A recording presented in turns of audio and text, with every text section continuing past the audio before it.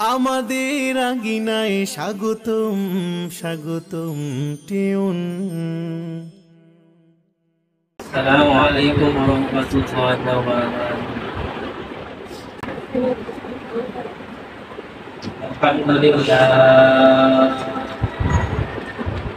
আলহামদুলিল্লাহি ওয়া কাফা ওয়া সালামুন আলা ইবাদিহিল্লাযীনা ইসতাফা। أما بعد فأعوذ بالله من الشيطان الرجيم. بسم الله الرحمن الرحيم.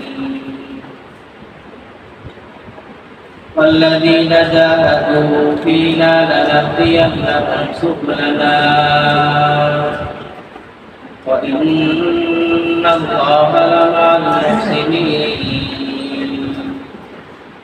وقال رسول الله صلى الله عليه وسلم بلغوا عني ولو آية أو كما قال عليه الصلاة والسلام. اللهم صل على سيدنا محمد وعلى آل سيدنا محمد كلما ذكره الذاكرون وكلما غفل عن ذكره الغافلون. اللهم صل على محمد وعلى آل محمد كما صليت على إبراهيم وعلى آل إبراهيم إنك حميد مجيد. اللهم بارك على محمد وعلى آل محمد كما باركت على إبراهيم وعلى آل إبراهيم إنك حميد مجيد. আলহামদুলিল্লাহ রব্বুল আলামিনের কাছে অসংখ্য অগণিত শুকরিয়া যে আল্লাহ পাক রব্বুল আলামিন আমাকে আপনাকে দ্বীনের নিসবতে দাওয়াত ও তাবলীগের নিসবতে কোরআনে কারীমের নিসবতে রব্বুল আলামিনের ঘরে আসবার বসবার তৌফিক দান করেছেন। এর জন্য সবাই অন্তঃস্থ শুকরিয়া আদায় করি আলহামদুলিল্লাহ। আমি খুতবার মধ্যে একটা আয়াত তেলাওয়াত করেছি। রাসূল আকরাম সাল্লাল্লাহু আলাইহি ওয়াসাল্লামের বর্ণিত হাদিস থেকে একটা হাদিসের অংশ আপনাদের সামনে পাঠ করেছি। রব্বুল আলামিন যদি আমাকে তৌফিক দান করে অল্প সময়ের মধ্যে কোরআন আর হাদিস থেকে দুই-চারটা কথা বলবো ইনশাআল্লাহ। রব্বুল আলামিন সূরা আল-কাবুতের 69 নম্বর আয়াতের মধ্যে বলেন والذين جاهدوا فينا لنهدينهم سبلنا وإن الله لمع المحسنين. রব্বুল আলামিন পবিত্র কোরআনের মধ্যে বলেন, যারা আমার জন্য সাধনা করবে, আমাকে পাওয়ার জন্য চেষ্টা করবে, আমি অবশ্যই তাদেরকে আমার পথ সমূহের দিশা দিব। আমাকে পাওয়ার জন্য যতগুলো রাস্তা আছে আমি তাদেরকে দেখিয়ে দিব। আর নিশ্চয়ই আল্লাহ আছেন সৎ মানুষদের সঙ্গে, ভালো মানুষদের সঙ্গে। রব্বুল আলামিন পবিত্র কোরআনের মধ্যে বলেন যে আমাকে পাওয়ার জন্য যে ব্যক্তি সাধনা করবে, চেষ্টা করবে, আমি রব্বুল আলামিন আমাকে পাওয়ার জন্য যতগুলো রাস্তা আছে আমি বান্দার জন্য সহজ করে দিব, আসান করে দিব। আর আমি ওই বান্দাকে সাহায্য করব। রাসূল আকরাম সাল্লাল্লাহু আলাইহি ওয়াসাল্লাম হাদিসের মধ্যে বলেন, বাল্লিগু আন্নী ওয়ালাউ আয়া। হে আমার সাহাবায়ে কেরাম, আমার পক্ষ হইতে যদি কোনো বাণী শিখে থাকো, কোনো কথা শিখে থাকো, তোমরা অপরের কাছে পৌঁছিয়ে দাও। রাসূল আকরাম সাল্লাল্লাহু আলাইহি ওয়াসাল্লাম যখন সাহাবায়ে কেরামদেরকে নসিহত করেছিলেন, সাহাবায়ে কেরাম রাদিয়াল্লাহু তাআলা আনহু রাসূল থেকে যা কিছু শিখছেন ওরা অপরের কাছে ওগুলা শেখার নিয়তে শিখছেন এবং ওদের কাছে শিখিয়ে দিয়েছেন। ইতিহাসের কিতাবের মধ্যে পাওয়া যায় যে যারা আল্লাহর জন্য যতটুকু মেহনত করছে, আল্লাহকে পাওয়ার জন্য যতটুকু চেষ্টা করেছে, রব্বুল আলামিন ওদেরকে রব্বুল আলামিনকে পাওয়ার জন্য যে রাস্তা অতিক্রম করছে, অতিক্রমের রাস্তা সহজ করে দিয়েছে, আসান করে দিয়েছে। ইতিহাসের কিতাবের মধ্যে ইতিহাসের অনেক কিতাব আছে, তার মধ্যে হুব্বে রাসূল সাল্লাল্লাহু আলাইহি ওয়াসাল্লাম একটা কিতাব আছে, আরেকটা কিতাব আছে আল বিদায়া ওয়া নিহায়া। ওই কিতাবের লেখক আল্লামা ইবনে কাসির রাহমাতুল্লাহ আলাইহি লেখেন যে হযরত সালমান ফারসি রাদিয়াল্লাহু তাআলা আনহু উনি ফারস্যের রাজার ছেলে ছিলেন। ওই সালমান ফারসির কোনো কিছুর অভাব ছিল না, উনি একজন রাজার ছেলে ছিলেন, কিন্তু উনি ওনার বাবা মূর্তি পূজা করত, উনিও মূর্তি পূজা করত। তো সালমান ফারসি রাদিয়াল্লাহু তাআলা আনহুর মনের মধ্যে, অন্তরের মধ্যে সবসময় একটা চিন্তা থাকতো যে আমি যে মূর্তি পূজা করি, মূর্তির ইবাদত করি, এই মূর্তির সামনে খানা পড়ে থাকে, উনি খাইতে পারে না। এই মূর্তির গায়ের মধ্যে মশা মাছি বসে থাকে, উনি সরাইতে পারে না। এই মূর্তি আমার সাথে কথা বলতে পারে না, আমি আবার ওনার কিসের ইবাদত করতেছি, কিসের বন্দেগী করতেছি।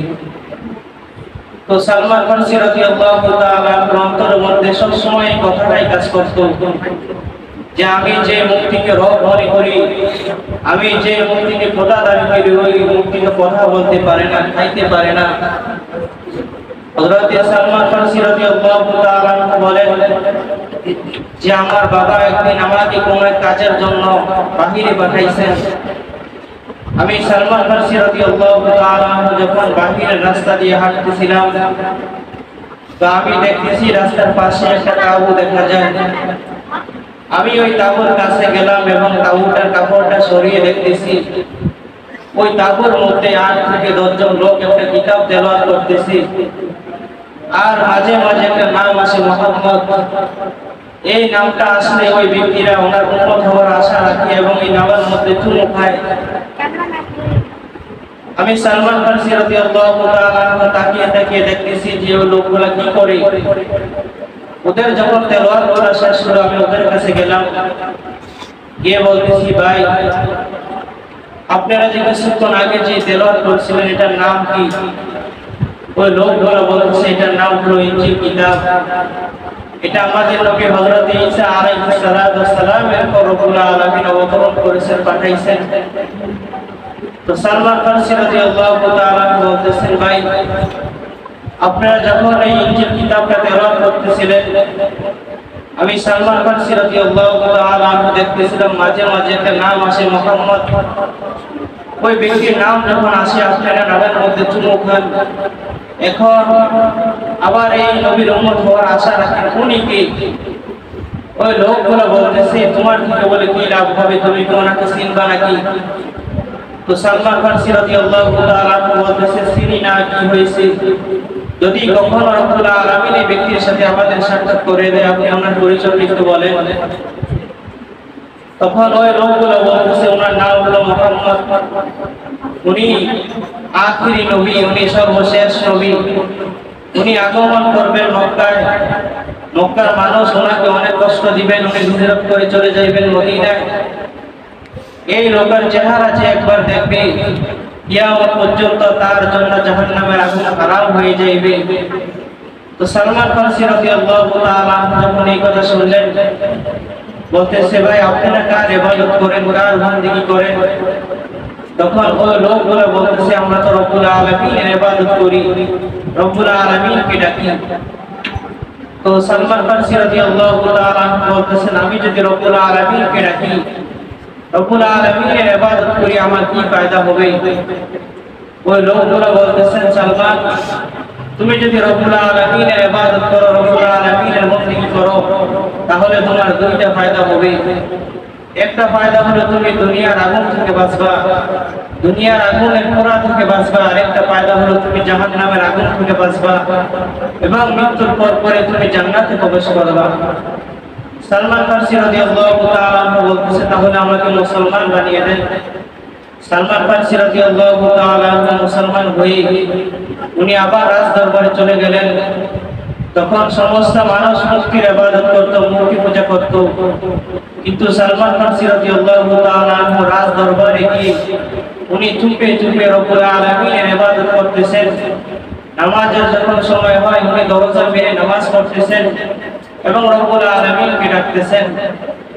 তো একদিন সালমান ফারসি যখন নামাজে দাঁড়াইছেন, রাজ দরবারের কিছু লোক এটা দেখে ফেলেছে এবং ওনার বাবার কাছে গিয়ে বলতেছেন, হে বাদশাহ, আপনি তো নিজেকে রাজ দরবারের বাদশাহ মনে করেন, কিন্তু আপনার ছেলে তো মুসলমান হয়ে গেছে। আপনার ছেলেকে তো আমি দেখলাম দরজা মেরে রব্বুল আলামিনের উপর ইবাদত করতেছে, উনি নামাজ পড়তেছে। তখন সালমান ফারসি রাদিয়াল্লাহু তাআলা আনহুর বাবা ওনার কাছে এসে বলতেছেন, হে সালমান, তুমি কি মুসলমান হয়ে গেছো? তো তোমাকে তো আমি এখন দেখতেছি না তুমি মূর্তির পূজা করো, আমি তো দেখি তুমি লুকিয়ে লুকিয়ে নামাজ পড়তেছো, রব্বুল আলামিনের ইবাদত বন্দেগী করতেছো। তো সালমান ফারসি রাদিয়াল্লাহু তাআলা আনহু এই কথা শোনার পর বলতেছেন, বাবা, আমি তো মুসলমান হয়ে গেছি, রব্বুল আলামিনের প্রতি ঈমান এনে ফেলেছি, তুমিও রব্বুল আলামিনের প্রতি ঈমান আনো। এই কথা শুনতে দেরি আছে সালমান ফারসি রাদিয়াল্লাহু তাআলা আনহু উনি বলতেছে, আমার বাবা আমাকে সঙ্গে সঙ্গে হাতের মধ্যে পায়ের মধ্যে শিকল দিয়ে বেঁধে একটা রুমের মধ্যে বেঁধে ফেললো এবং বাহির থেকে দরজা আটকিয়ে তালা মেরে চলে গেল। আমি ভিতরে রব্বুল আলামিনের ইবাদত করতেছি, বন্দেগী করতেছি, আর রব্বুল আলামিনকে ডেকে ডেকে বলতেছি, হে মালিক, আপনি আমার দরজাটা একটু খুলে দেন, আমি এই রাজ দরবার থেকে চলে যাব, যেখানে গেলে আপনার ইবাদত সুন্দরভাবে করতে পারি, আমি ওখানে চলে যাব। সালমান ফারসি রাদিয়াল্লাহু তাআলা দোয়া করতে দেরি আছে, রব্বুল আলামিন কুদরতি মাধ্যমে ওনার দরজাটাকে খুলে দিলেন। সালমান ফারসি রাদিয়াল্লাহু তাআলা বলেন যে যখন দরজাটা খুললো, আমি সঙ্গে সঙ্গে শিকলগুলো খুলে আমি রাজ দরবার ত্যাগ করে আরব সাগরের নিকট হাঁটতে হাঁটতে চলে গেলাম। ওখানে গিয়ে দেখতেছি বিশাল বড় এক নদী। আমি আবার রব্বুল আলামিনের কাছে দোয়া করা শুরু করলাম, হে মালিক, আপনি তো আমাকে তালা মারা একটা দরজা খুলে দিয়েছেন, এখন আপনি আমাকে নদীটা পার করে দেন, আমি ওই পারে চলে যাব। সালমান ফারসি রাদিয়াল্লাহু তাআলা যখন দোয়া করলেন, রব্বুল আলামিন ওনার এই দোয়াটা কবুল করে ফেললেন। কারণ রব্বুল আলামিন বলেই দিয়েছেন যে যারা আমার জন্য সাধনা করবে, আমাকে পাওয়ার জন্য চেষ্টা করবে, ওদেরকে আমি সমস্ত রাস্তা দেখিয়ে দিব, সঠিক পথ বাতিয়ে দিব। তো সালমান ফারসি রাদিয়াল্লাহু তাআলা যখন দোয়া করলেন, রব্বুল আলামিন ওনার এই দোয়াটা কবুল করে ফেললেন। উনি নদীটা যখন পার হলো, সাগরটা যখন পার হলো, উনি হাঁটতে হাঁটতে দেখে একটা বাড়ি দেখা যায়। ওখানে গিয়ে ওদেরকে বলতেছেন, ভাই, আপনাদের এই গ্রামের মধ্যে কি কোনো পাদ্রী আছে? পাদ্রী বলা হয় ওই জমানের মধ্যে যাদের কাছে আসমানি কিতাবের ইলম থাকতো, ওদেরকে পাদ্রী বলা হয়। তো ওই মহিলারা বলতেছে যে, সালমান, তুমি একটু সামনে যাও, গিয়ে দেখবা বড় একজন পাদ্রী আছে। সালমান ফারসি রাদিয়াল্লাহু তাআলা যখন এই কথা শুনলেন, উনি হাঁটতে হাঁটতে যখন সামনের দিকে অগ্রসর হলেন, তখন একজন পাদ্রীর সাথে ওনার সাক্ষাৎ হয়ে গেল। উনি ওই পাদ্রীর কাছে থাকতেছেন আর ইবাদত বন্দেগী করতেছেন। ওই পাদ্রীর যখন মৃত্যুর আগ মুহূর্ত হয়ে গেল, মৃত্যু হবে অবস্থা আসলো, ওই পাদ্রী সালমান ফারসি রাদিয়াল্লাহু তাআলা আনহুকে ডাক দিয়ে বলতেছেন, হে সালমান, আমি হয়তো অল্প কয়েকদিনের মধ্যেই আমি দুনিয়া থেকে চলে যাব, মৃত্যুবরণ করব। আমি তোমাকে আরেকজন পাদ্রীর সন্ধান দিতেছি। ইরাকের পাশে বড় একজন পাদ্রী আছে, ওই পাদ্রীর কাছে আমার মৃত্যুর পরে পরে করে চলে যাইবা, ওনার কাছে গিয়ে থাকতে থাকবা, রব্বুল আলামিনের প্রতি ইবাদত করতে থাকবা। তো সালমান ফারসি রাদিয়াল্লাহু তাআলা বলেন যে প্রথম পাদ্রীর মৃত্যু হওয়ার যাওয়ার পরে আমি দ্বিতীয় পাদ্রীর সন্তান ইরাকে চলে গেলাম। ইরাকের অনেক দূরে একটা গ্রাম আছে, ওখানে গিয়ে আমি দ্বিতীয় পাদ্রীর সন্তান পেলাম। ওনার কাছে আমি থাকতেছি, ওনার খাদেম হিসেবে ওনার সমস্ত কাজ করে দিতেছি, আর পাশাপাশি রব্বুল আলামিনের ইবাদত করতেছি। ওই পাদ্রীর যখন মৃত্যুর আগ মুহূর্ত এসে গেল, উনি আমাকে বলতেছেন, হে সালমান, আমি হয়তো 2-4 দিনের মধ্যে ইন্তেকাল করব, আমি দুনিয়া থেকে চলে যাব। তোমাকে আমি আরেকজন পাদ্রীর সন্তান দিতেছি। আমার মৃত্যু হয়ে গেলে তুমি অমুক এলাকার মধ্যে একটা বড় পাদ্রী আছে, ওনার কাছে চলে যাবা। সালমান ফারসি রাদিয়াল্লাহু তাআলা আনহু বলেন, আমি এক এক করে তিনজন পাদ্রীর কাছে ছিলাম। তৃতীয় পাদ্রী যখন মৃত্যুবরণ করবে, মৃত্যুর আগ মুহূর্তে আমাকে ডাক দিয়ে বলতেছেন, সালমান, তুমি তো আমার কাছে একজন নয়, দুইজন নয়, দুইজন পাদ্রী ত্যাগ করে আমার কাছে আসছো, কিন্তু আমার পরে আমি আর পাদ্রী দেখি না যে তোমাকে আমি রাস্তা বাতিয়ে দিব। তবে শোনো, আমার পরে আমি শুনছি মক্কার মধ্যে একজন নবীর আবির্ভাব হবে, ওই নবীর হাতে হাত দিয়ে তুমি পরিপূর্ণ মুসলমান হয়ে যাইবা। তবে ওই নবীকে একটু পরীক্ষা করবা, ওই নবীকে কিছু পরীক্ষা করবা। ওই নবীকে যখন দেখবা, ওনার চেহারা সাক্ষী দিবে উনি আল্লাহ তাআলার নবী। এক নম্বর পরীক্ষা হলো উনি সৎকার মাল গ্রহণ করবেন না, সৎকার মাল খাইবেন না। দুই নম্বর পরীক্ষা করবা, উনি হাদিয়ার মাল গ্রহণ করবে, হাদিয়ার মাল খাবে। তিন নাম্বার পরীক্ষা করবা, ওনার পিঠের মধ্যে একটা মোহরে নবুয়ত থাকবে। এই তিনটা নমুনা যখন ওনার মধ্যে পাইবা, তখন ওনার হাতে হাত দিয়ে তুমি সঙ্গে সঙ্গে মুসলমান হয়ে যাইবা।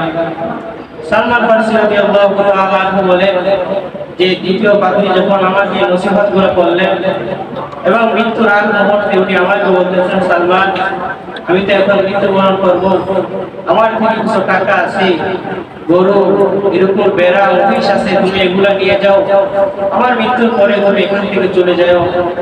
সালমান ফারসি রাদিয়াল্লাহু তাআলা আনহু বলেন, ওই তৃতীয় নাম্বার পাদ্রী যখন ইন্তেকাল করলেন, আমি ওনার দাফন শেষ করি আমি আবার আরব সাগরের নিকট চলে গেলাম। ওখানে গিয়ে দেখতেছি নদী পথে আরবের কাফেররা মক্কার উদ্দেশ্যে রওনা করছে।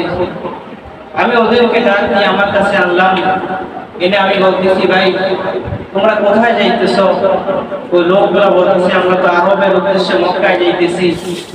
সালমান ফারসি রাদিয়াল্লাহু তাআলা বলেন, ভাই আমার থেকে টাকা আছে, গরু আছে, বেড়া আছে, মহিষ আছে, এগুলো তোমরা আমার থেকে নিয়ে যাও, এর বিনিময়ে আমাকে মক্কায় পৌঁছিয়ে দাও।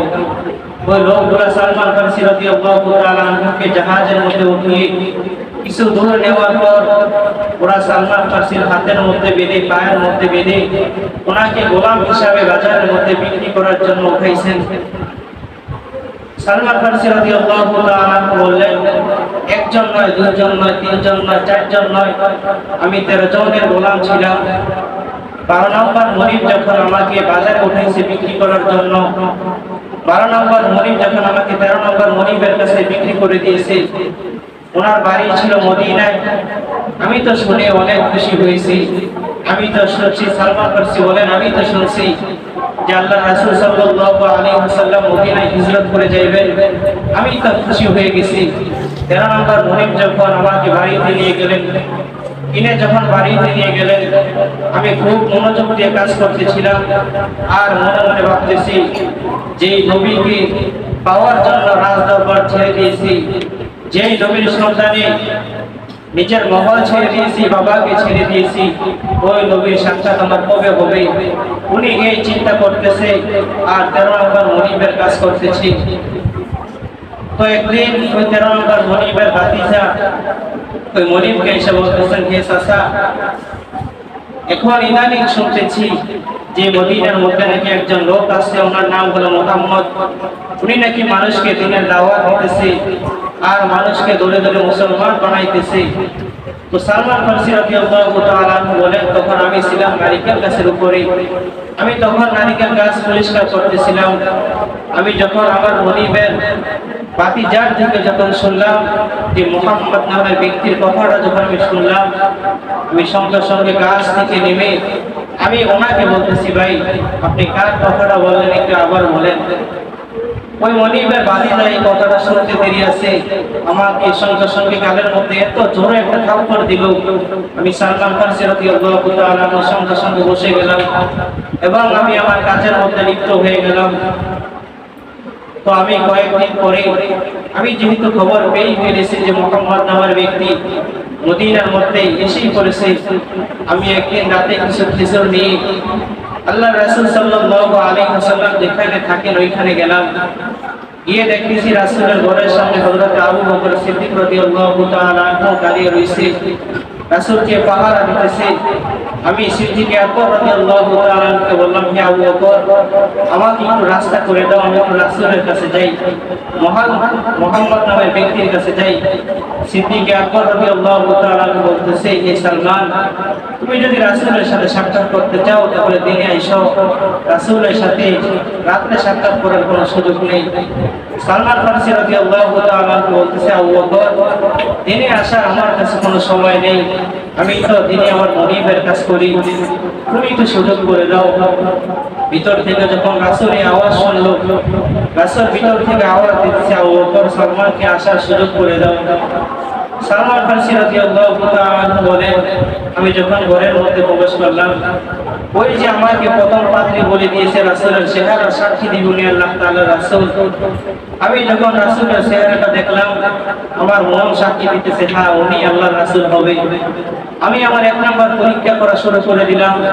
আমি রাসূলের সামনে কিছু খেজুর রাখছিলাম, খেজুর রেখে বলতেছি, ইয়া রাসূলুল্লাহ, আপনার জন্য আমি এই খেজুরগুলো সদকা নিয়ে আসছি, আপনি গ্রহণ করেন। রাসূল বলতেছে, সালমান, আমি তো সদকা খাই না, আমি সদকা গ্রহণ করি না, তুমি খেজুরগুলো নিয়ে যাও। সালমান ফারসি রাদিয়াল্লাহু তাআলা বলতেছেন, আমি তো খুশি, যে কি করব, আমি তো এখন কোনো বিষ হারিয়ে ফেলছি, কারণ আপনি আমাকে তিনটা প্রশ্ন বলে দিয়েছে, আমি এক নম্বর প্রশ্নের উত্তর পেয়ে ফেলেছি। সালমান ফারসি খেজুরগুলো নিয়ে চলে গেলেন। উনি আবার কিছুদিন পরে রাসূলের দরবারে আসলেন কিছু খেজুর নিয়ে। এসে রাসূলকে বলতেছেন, হে রাসূল, আমি আপনার জন্য কিছু খেজুর নিয়ে আসলাম, এগুলো আপনার জন্য হাদিয়া, আপনি গ্রহণ করেন। রাসূল বলতেছে, হে সালমান, আমি তো হাদিয়ার মাল গ্রহণ করি, হাদিয়া খাই। রাসূল আকরাম সাল্লাল্লাহু আলাইহি ওয়াসাল্লাম কিছু সাহাবায়ে কেরামদেরকে ডাক দিলেন, বলতেছেন, হে সাহাবায়ে কেরাম, দেখো আমার জন্য সালমান ফারসি রাদিয়াল্লাহু তাআলা খেজুর নিয়ে আসছি, তোমরা খাও, আমিও খাই, সালমান তুমিও খাও। হযরত সালমান ফারসি রাদিয়াল্লাহু তাআলা বলেন, আমাকে যে পাদ্রী তিনটা প্রশ্ন বলে দিয়েছে, আমি দুই নম্বর প্রশ্ন পেয়ে পেয়েছি। সালমান ফারসি চলে গেলেন। আবার কয়েকদিন পরে রাসূল আকরাম সাল্লাল্লাহু আলাইহি ওয়াসাল্লামের দরবারে এসে উনি ঘোরাঘুরি করতেছে। ওই যে তিন নম্বর প্রশ্ন, যে রাসূলের পিঠের মধ্যে একটা মোহরে নবুয়ত থাকবে, উনি রাসূলের কখনো সামনে দিয়া, কখনো পিছ দিয়া, কখনো সাইডে দিয়া ঘোরাঘুরি করতেছে। ওনার মোহরে নবুয়ত লেখার জন্য কিতাবের মধ্যে লেখেন, কোন কোন বর্ণনায় আছে যে রাসূল আকরাম সাল্লাল্লাহু আলাইহি ওয়াসাল্লাম সালমান ফারসির অবস্থা দেখে উনি নিজেই ওনার চাদর মোবারকটা উঠিয়ে দিলেন, আর সালমান ফারসি পিছন থেকে মোহরে নবুয়তের মধ্যে চুমুক দিয়ে দিলেন। আবার কোন কোন বর্ণনায় আছে যে সালমান ফারসি রাদিয়াল্লাহু তাআলা যখন রাসূলের শাহরুখানকে যখন ঘোরাঘুরি করতেছে, তখন আল্লাহ রাসূল সাল্লাল্লাহু আলাইহি ওয়াসাল্লাম বলতেছে, সালমান, আমি জানি তুমি কেন ঘোরাঘুরি করতেছো, তুমি আসো আমার পিছে যাও, আমার মোহরে নবুয়ত দেখো। সালমান ফারসি যখন এই কথা শুনলেন, উনি রাসূলের পিছনে গেলেন এবং রাসূলের মোহরে নবুয়ত দেখে উনি চুম্বন দিয়ে ফেললেন। রাসূল বলতেছে, হে সালমান, তোমার জন্য জাহান্নামের আগুন হারাম হয়ে গেছে, কারণ যে ব্যক্তির মুখের মধ্যে মোহরে নবুয়ত লাগছে, তার জন্য জাহান্নামের আগুন কিয়ামত পর্যন্ত হারাম হয়ে গেছে, এবং আজীবনকার জন্য ওই ব্যক্তির জন্য জান্নাত ওয়াজিব হয়ে গেছে। তো সালমান ফারসি রাদিয়াল্লাহু তাআলা খুশি, ওই যে তাকে ওই পাদ্রী যে তিনটা প্রশ্ন বলে দিয়েছে, সালমান ফারসি এখন তিনটা প্রশ্নের উত্তর পেয়ে ফেলছে। সালমান ফারসি রাদিয়াল্লাহু তাআলা কান্না করতে করতে বলতেছে, ইয়া রাসূলুল্লাহ, আমি সালমান যুবক বয়সী, আমি সালমান কোনো গরিব নয়, আমি একজন রাজ দরবারের রাজার ছেলে, শুধু আপনাকে পাওয়ার জন্য, আল্লাহকে পাওয়ার জন্য রাজ দরবার ত্যাগ করে দিয়ে আমি সালমান ফারসি এক এক করে তিনজন পাদ্রীর কাছে ছিলাম। ওই পাদ্রীরা যখন মৃত্যু হয়ে গেছে, ইন্তিকাল হওয়ার পর আমি সালমান ফারসি একদিন আপনাকে পাওয়ার জন্য যখন মদিনায় রওনা করলাম, কিন্তু আমাকে কিছু লোক গোলাম মনে করে বাজারে উঠাইছেন। আমি একজন নয়, তিনজন নয়, আমি 13 জনের গোলাম ছিলাম। 13 জনের গোলামের পর এখন আপনার সন্তান পেয়েছি, এখন আপনি আমাকে কালিমা করে মুসলমান বানিয়ে দেন। তো সালমান ফারসি রাদিয়াল্লাহু তাআলা বলল যে আমি যখন রাসূলের হাতে কালিমা করে মুসলমান হয়ে গেলাম, আমি রাসূলকে বলতেছি, ইয়া রাসূলুল্লাহ, আমি তো এখনো গোলাম, আমি তো এখনো মনিবের কাজ করি, আপনি আমাকে একটা উপায় করে দেন, বাহির করে দেন, যে আমি যেন সব সময় আপনার দরবারে এসে রব্বুল আলামিনের ইবাদত করতে পারি, আপনার কাছে থাকতে পারি। রাসূল আকরাম সাল্লাল্লাহু আলাইহি ওয়াসাল্লাম সালমান ফারসিকে বলতেছেন, সালমান তুমি তোমার মনিবের কাছে যাও, গিয়ে বলো তোমাকে আজাদ করে দেওয়ার জন্য। সালমান ফারসি রাদিয়াল্লাহু তাআলা আনহু যখন ওনার 13 নম্বর মনিবের কাছে গেলেন, গিয়ে বলতেছেন যে মনিব আপনি আমাকে আজাদ করে দেন। ওই মনিব বলতেছে, সালমান আমি তো তোমাকে আজাদ করার জন্য কিনি নাই, তুমি সব সময় আমার দরবারে থাকবা, আমার কাজ করবা। হ্যাঁ তোমাকে আমি আজাদ করতে পারি, একটা শর্ত, আমার একটা পাথরের জমি আছে, ওই জমির মধ্যে কোনো ফসল হয় না, ওই জমির মধ্যে যদি তুমি 300 খেজুর গাছ রোপণ করতে পারো, যে দিন এই 300 খেজুর গাছ থেকে খেজুর ধরবে আমি তোমাকে ওই দিন আজাদ করে দিব। সালমান ফারসি রাদিয়াল্লাহু তাআলা বলতেছে, এটা কিভাবে সম্ভব? যে ফসল, যে ক্ষেতের মধ্যে, যে জমির মধ্যে ফসল হয় না, এই জমির মধ্যে আমি আবার 300 খেজুর গাছ কিভাবে খেজুর ধরবো? এটা আমার বুঝে আসে না। এই চিন্তা নিয়ে আমি রাসূলের দরবারে গেলাম এবং বলতেছি, ইয়া রাসূলুল্লাহ আমার মনিবকে তো আমি বলছি আমাকে আজাদ করে দেওয়ার জন্য, কিন্তু আমার মনিব তো আমাকে যে শর্ত দিয়েছে এটা তো কখনো সম্ভব নয়। রাসূল আকরাম সাল্লাল্লাহু আলাইহি ওয়াসাল্লাম যখন এই কথা শুনলো, উনি সাহাবায়ে কেরামদের মাঝে এলান করে দিয়েছেন, হে আমার সাহাবায়ে কেরাম তোমাদের কার কার খেজুরের বাগান আছে, খেজুর গাছের বাগান আছে, ওখান থেকে আগামীকাল আসার সময় তোমরা 300 খেজুর গাছের চারা নিয়ে আসবা। পরের দিন যখন সাহাবায়ে কেরাম রাদিয়াল্লাহু তাআলা আনহু রাসূলের দরবারে আসলেন, আসার সময় 300 খেজুর গাছের চারা নিয়ে রাসূলের দরবারে এসে হাজির করলেন এবং রাসূল আকরাম সাল্লাল্লাহু আলাইহি ওয়াসাল্লাম হযরত ওমরকে নিয়ে, হযরত সালমান ফারসি রাদিয়াল্লাহু তাআলা আনহুকে নিয়ে ওই জমির কাছে গেলেন। গিয়ে রাসূল আকরাম সাল্লাল্লাহু আলাইহি ওয়াসাল্লাম সালমানকে ডাক দিয়ে বলতেছেন, সালমান তুমি গর্ত খনন করতে থাকো। সালমান রাদিয়াল্লাহু তাআলা আনহু গর্ত খনন করতেছিলেন। আল্লাহ রাসূল সাল্লাল্লাহু আলাইহি ওয়াসাল্লাম এক এক করে গাছ রোপণ করতেছেন, আর পিছন দিয়ে হযরত ওমর রাদিয়াল্লাহু তাআলা আনহু গাছের মধ্যে পানি ঢালতেছেন। যখন 300 খেজুর গাছ রোপণ করা শেষ হলো, রাসূল আকরাম সাল্লাল্লাহু আলাইহি ওয়াসাল্লাম রব্বুল আলামিনের কাছে দোয়া করলেন। সালমান ফারসি বলেন যে খোদার কসম, একদিক দিয়ে রাসূলের দোয়া শেষ, অন্য দিক দিয়ে দেখি ওই গাছগুলো 2 হাত লম্বা হয়ে গেছে। আমি কিছুদিন পর যখন গাছগুলোর নিকট গেলাম, আমি দেখতেছি গাছের মধ্যে খেজুরও চলে আসছে। রাসূলের কাছে যখন আমি জানালাম, রাসূল আমাকে বলতেছেন, হে সালমান তুমি এখান থেকে খেজুর নিয়ে তোমার মনিবের কাছে যাও। সালমান ফারসি রাদিয়াল্লাহু তাআলা যখন এখান থেকে খেজুর ছিঁড়ে ওনার মনিবের কাছে গেলেন, মনিব এটা দেখে আশ্চর্য হয়ে গেলেন আর বলতেছেন, হে সালমান এটা কিভাবে সম্ভব হলো? আমি তো কত চেষ্টা করছি জমির মধ্যে কোনো কিছু রোপণ করতে পারি না, যদিও আমি কোনো কিছু রোপণ করি এই জমি থেকে কোনো ফসল হয় না, কিন্তু তুমি কিছুদিন আগে এই জমির মধ্যে খেজুর গাছ রোপণ করলা, 2-3 দিনের মধ্যে অল্প সময়ের মধ্যে আমার কাছে আবার খেজুরও নিয়ে আসলা। ওই 13 নম্বর মনিব যখন এটা দেখলো, উনি সঙ্গে সঙ্গে মুসলমান হয়ে গেল এবং সালমান ফারসি রাদিয়াল্লাহু তাআলা আনহুকে সঙ্গে সঙ্গে আজাদ করে দিল। এটাই রব্বুল আলামিন বলছেন যে যারা আমাকে পাওয়ার জন্য চেষ্টা করবে, আমাকে পাওয়ার জন্য সাধনা করবে, আমি রব্বুল আলামিন আমাকে পাওয়ার জন্য যতগুলো রাস্তা আছে তার জন্য সহজ করে দিব, আসান করে দিব। সিরাতের কিতাবের মধ্যে আরেকটা ওকে এনেছেন যে হযরত আবু যর গিফারি রাদিয়াল্লাহু তাআলা আনহু, ওনার বাড়ি হলো গিফার শহরে। ওনার কানে একটা খবর গেছে যে বিশ্ব নবীর আগমন হয়েছে মক্কায়। তো উনি ওনার বাড়ি ছেড়ে দিয়ে মক্কাতে আসলেন। তখন মক্কার অবস্থা একটু খারাপ ছিল, যে প্রকাশ্যে দিনের দাওয়াত দিতে পারতো না, সব গোপনে গোপনে দাওয়াত দেওয়া লাগতো। প্রকাশ্যে যে দাওয়াত দিত তার উপর কাফের বেঈমান মুশরিকরা নির্যাতন করতে, জুলুম করত। তো হযরত আবু যর গিফারি রাদিয়াল্লাহু তাআলা আনহু যখন মক্কাতে আসলেন, উনি মক্কাতে এসে মসজিদে হারামের মধ্যে বসে আছেন, কিন্তু ওনার সাহস হয় না। মসজিদে হারামের মতো অনেক সাহাবায়ে কেরাম আছে, ওদেরকে জিজ্ঞাসা করবে যে ভাই তোমরা কি বিশ্ব নবীকে চিনো, মুহাম্মদুর রাসূলুল্লাহ সাল্লাল্লাহু আলাইহি ওয়াসাল্লামের ওই ব্যক্তিকে কি তোমরা চিনো? এই কথাটা যে বলবে ওনার সাহস হইতেছে না, কারণ মক্কার অবস্থা তখন অনেক খারাপ ছিল।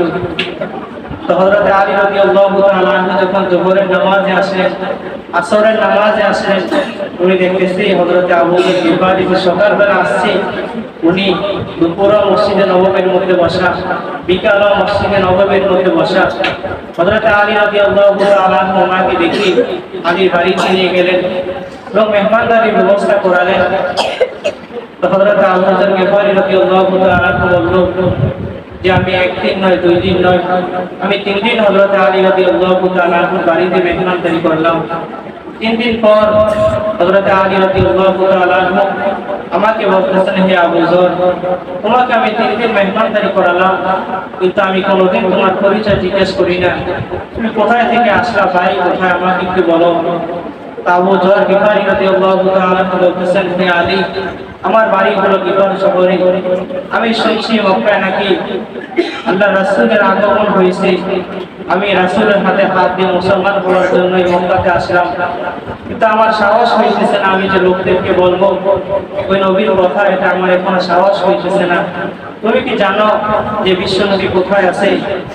তো হযরত আলী রাদিয়াল্লাহু তাআলা বলতেছে, আমার হাবিবের কথা আমি জানবো না, আমার দোস্তের কথা আমি জানবো না, এটা আবার কিরকম কথা?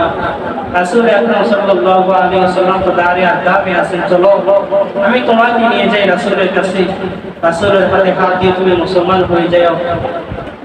হযরত আলী রাদিয়াল্লাহু তাআলা বলতেছেন যে হে আবু যর, এখন তো মক্কার অবস্থা খুব করুণ, তুমি আগে আগে হাঁটবা, আমি আলী পিছে পিছে হাঁটবো। যখন দারুল আরকাম আসবে, আমি তোমাকে ইশারা ইঙ্গিতে দেখিয়ে দিব, তখন তুমি ভিতরে প্রবেশ করবা, রাসূলের হাতে হাত দিয়ে মুসলমান হইবা। হযরত আলী রাদিয়াল্লাহু তাআলা বলল যে আমি যখন আবু যর গিফারিকে নিয়ে হাঁটতে শুরু করলাম, হাঁটতে হাঁটতে যখন সামনে দারুল আরকাম আসলো, আমি হযরত আবু যর গিফারিকে বলতেছি, হে আবু যর, চলো ওই যে সামনে দেখা যায় দারুল আরকাম, ওখানে গিয়ে দেখবা আল্লাহর রাসূল ভিতরে প্রবেশ করছে, ওখানে আছে, তুমি রাসূলের কাছে যাও। হযরত আবু যর গিফারি রাদিয়াল্লাহু তাআলা আনহু হাঁটতে হাঁটতে যখন দারুল আরকামের মধ্যে প্রবেশ করলেন, উনি গিয়ে দেখতেছে রাসূল বসা। আবু যর রাদিয়াল্লাহু তাআলা বলল, আমি যখন রাসূলের চেহারার দিকে তাকালাম, আমার আর অন্য দিকে কিছু তাকান লাগলো না। আমি রাসূলের চেহারার দিকে তাকিয়ে আমি বুঝে ফেলছি, উনি তো মুহাম্মদ। ওনার হাতে আমি হাত দিয়ে মুসলমান হয়ে গেলাম। মুসলমান বানানোর পর আল্লাহ রাসূল আমাকে বলতেছেন, আবু যর, এখন মক্কার অবস্থা খুব খারাপ, তুমি যে মুসলমান হয়েছো এটা কাউকে বলবা না, তুমি চুপে চুপে ইবাদত করবা, বন্দেগী করবা। আবু যর গিফারি রাদিয়াল্লাহু তাআলা বলল, আমি যখন মুসলমান হয়ে গেলাম, আমি একটু বাইতুল্লাহ তাওয়াফ করার জন্য একটু গেলাম। নতুন মুসলমান হয়েছি, অন্তরের মধ্যে তো খুশি। আমি যখন তাওয়াফ করতেছিলাম, আমার জবান দিয়ে তখন বাইর হইতেছে, আশহাদু আল্লা ইলাহা ইল্লাল্লাহু ওয়া আশহাদু আন্না মুহাম্মাদান আবদুহু ওয়া রাসূলুহু। আমি এই কালিমাটা পড়তেছিলাম আর বাইতুল্লাহ খুশি মনে তাওয়াফ করতেছিলাম। কিন্তু এই অবস্থা দেখে কাফের বেঈমান মুশরিকরা সহ্য করতে পারলো না। ওরা আমার উপর আক্রমণ করা শুরু করলো, আমাকে অনেক কষ্ট দেওয়া শুরু করলো। এরকম সময় হযরত আব্বাস রাদিয়াল্লাহু তাআলা আনহু এসে বলতেছেন, হে ভাই, তোমরা তাকে ছেড়ে দাও, তোমরা কি তাকে চিনো? এটা হলো গিফার গোত্রের আবু যর। তোমরা যখন ব্যবসার উদ্দেশ্যে যখন শাম দেশে যাইবা, শাম দেশে যাওয়ার সময় কিন্তু গিফারের রাস্তা দিয়ে যাইতে হয়। যখন গিফারের লোকরা যখন জানবে যে তোমরা গিফারের একজন লোকের গালে আক্রমণ করছো, ওনাকে মারধর করছো, তখন কিন্তু তোমাদের উপর আক্রমণ করবে। ওই কাফের বেঈমান মুশরিক যখন এই কথা শুনলো, ওনারা সঙ্গে সঙ্গে আবু যর গিফারিকে ছেড়ে দিল। আবু যর গিফারি রাদিয়াল্লাহু তাআলা বলতেছে, যেহেতু মুসলমান হয়ে গেছি, রব্বুল আলামিনের প্রতি ঈমান এনেই ফেলছি, আমার উপর যতই জুলুম করা হোক, আমাকে যতই কষ্ট দেওয়া হোক, আমি আর কখনো ইসলাম ধর্ম ছাড়বো না, রব্বুল আলামিনের প্রতি ঈমান ছাড়বো না। রব্বুল আলামিন এটাই বলে দিয়েছেন যে যারা আমাকে পাওয়ার জন্য চেষ্টা করবে, আমি রব্বুল আলামিন হাল অবস্থায় ওদেরকে সাহায্য করব। এমনকি যত কঠিন রাস্তাগুলো আছে ওদের জন্য আমি সহজ করে দেব। সাহাবায়ে কেরাম রাদিয়াল্লাহু তাআলা আনহুম রব্বুল আলামিনকে এতটুকু রাজি খুশি করে ফেলেছেন।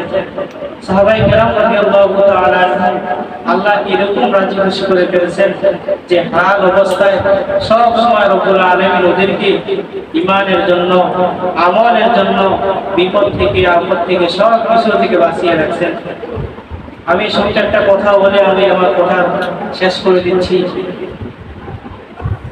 সিরাতের কিতাবের মধ্যে লেখেন, ছোট্ট একটা ওয়াকিয়া লেখেন, কাসাসুল আম্বিয়া কিতাবের মধ্যে মুসান্নিফ রাহমাতুল্লাহ আলাইহি লেখেন যে আল্লাহর রাসূলের একজন সাহাবী হযরত সাফিনা রাদিয়াল্লাহু তাআলা আনহা, উনি একবার ব্যবসা করার জন্য এক জায়গার মধ্যে গেলেন, এক পাহাড়ের মধ্যে গেলেন। তখন উনি ব্যবসার কাজ শেষ করতে করতে উনি ওনার বাড়িতে রওনা করবেন, অনেক রাত্র হয়ে গেছে। তো হযরত সাফিনা রাদিয়াল্লাহু তাআলা আনহা বলল যে আমি আমার মাল সাবানা নিয়ে যখন রওনা করলাম, তো রাস্তার মধ্যে দেখতেছি রাস্তার মাঝখানে একটা নেকড়ে বাঘ বসে আমাকে আক্রমণ করার জন্য বসে আছে। তা আমি ওই বাঘকে প্রশ্ন করলাম, এই বাঘ, তুমি যে আমাকে আক্রমণ করার জন্য বসে আছো, আমার পরিচয়টাকে শোনো, আমি কি? বাঘ তখন রব্বুল আলামিনের কুদরতি বলতেছে, বলো তুমি কি? হযরত সাফিনা রাদিয়াল্লাহু তাআলা বলতেছে, আমি হলো রাসূল আকরাম সাল্লাল্লাহু আলাইহি ওয়াসাল্লামের সাহাবী হযরত সাফিনা। বাঘ যখন এই কথা শুনলো, উনি ওনার মাথাটাকে নাড়িয়ে বলতেছেন, হে আল্লাহর রাসূলের সাহাবী, তুমি যেহেতু রাসূলের পরিচয় আমার কাছে দিয়ে ফেলছো, তাহলে তোমাকে আমি আর আক্রমণ করব না। চলো, রাত্রেবেলা তো তুমি এই রাস্তা দেখবা না, আমি তোমাকে রাস্তা বলে দিই, রাস্তা বাতিয়ে দিই, তুমি আমার পিছে পিছে আসো। হযরত সাফিনা রাদিয়াল্লাহু তাআলা বলেন যে আমাকে বাঘ, আমি যখন রাসূলের কথাটা বাঘের কাছে বললাম, এই বাঘ আমাকে রাত্রেবেলা এই জঙ্গলের মাঝখান দিয়ে রাস্তা দেখিয়ে দিয়েছে, আর আমি আস্তে আস্তে এই জঙ্গল পার হয়ে গেছি। তাহলে রব্বুল আলামিনকে যে রাজি খুশি করবে, রব্বুল আলামিনকে যে সন্তুষ্ট করবে, রব্বুল আলামিন বলেন আমি আমার এই বান্দাকে সাহায্য করব এবং সমস্ত আপদ বিপদ থেকে হেফাজত করব। রব্বুল আলামিন পবিত্র কোরআনের মধ্যে বলেন, ওয়াল্লাযীনা জাহাদু ফীনা লানাহদিয়ান্নাহুম সুবুলানা ওয়া ইন্নাল্লাহা লামাআল মুহসিনিন। যারা আমার জন্য সাধনা করবে, আমি রব্বুল আলামিনকে পাওয়ার জন্য চেষ্টা করবে, আমি তাদেরকে আমাকে পাওয়ার জন্য যতগুলো রাস্তা আছে সব দেখিয়ে দিব, সব বাতিয়ে দিব। এবং নিশ্চয়ই আল্লাহ পাক রব্বুল আলামিন আছেন ওদের সঙ্গে, সৎ কর্মীদের সঙ্গে, সৎ মানুষের সঙ্গে। এজন্য রব্বুল আলামিন আমাদের সবাইকে রব্বুল আলামিন যেই পথে চলার কথা বলেছেন, রব্বুল আলামিনকে পাওয়ার জন্য ওই পথে চলবার তৌফিক দান করুন সবাই বলে আমিন। এবং রব্বুল আলামিনকে বেশি বেশি ইবাদত করে রাজি খুশি করবার তৌফিক দান করুন সবাই বলে আমিন।